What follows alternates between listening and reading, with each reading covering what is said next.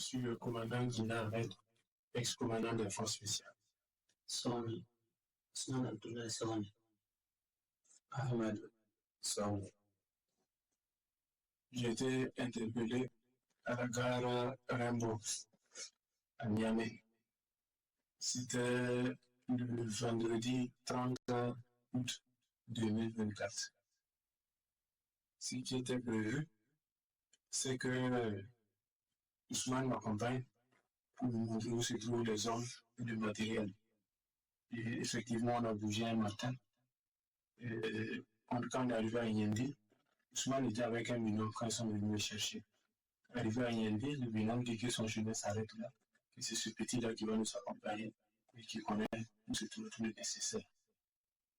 On a roulé de Yendi pendant pratiquement 24 heures jusqu'au terminus du bus Malamville, qui se trouve être la frontière entre le Bénin et le Niger. Et arrivé là-bas, le petit il a appris, il mit des appels. Il dit qu'on doit continuer. J'ai eu des doutes, mais bon, il n'y a pas de souci. Donc, dès qu'on a quitté Malamville, on a franchi le fleuve, on a pris un cas Misa Transport. Et dès le premier arrêt, il y a eu des difficultés, j'ai réussi à gérer. Et c'est ainsi que les choses se sont déroulées jusqu'on arrive à l'entrée de Niamey, où les deux ont été interpellés par la police pour des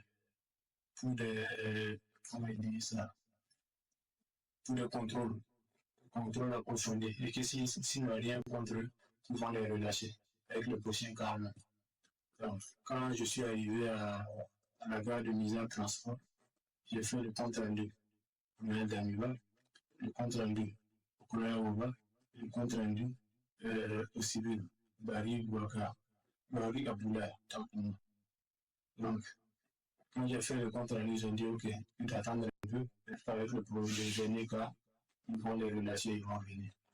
J'ai attendu jusqu'au dernier cas, c'était LAS. Donc, j'ai fait le compte rendu à Barry Abdoulaye. Je dis, ah, le dernier cas arrivé, c'est LAS. Et il me demande, mais comme ça, donc, que je fais pour moi. Il y a c'est une ville que je vois pour la première fois. Donc, je ne sais pas comment je dirais. Il dit, ok, il y a un de ses amis qui va m'appeler. Effectivement, il y a un de ses amis qui m'a appelé, un certain Serge Mathurin, qui est venu me chercher à la gare et qui m'a amené dans une brèche. Barry Abdoulaye, c'est un journaliste. Normalement, les hommes, c'est initialement lui, Ousmane, qui devait me montrer où se trouve l'armement et les hommes et tout le nécessaire. Mais arrivé à Yendi, son binôme m'a fait comprendre que c'est lui qui sait où se trouve l'armement, les hommes et tout le nécessaire. Pour ce projet, nous avons fait appel à des mercenaires à travers Barry Abdoulaye. Ce sont des Centrafricains. Et moi, j'ai demandé le volume d'une compagnie, notamment 150 personnes, toutes dotées de AK-47.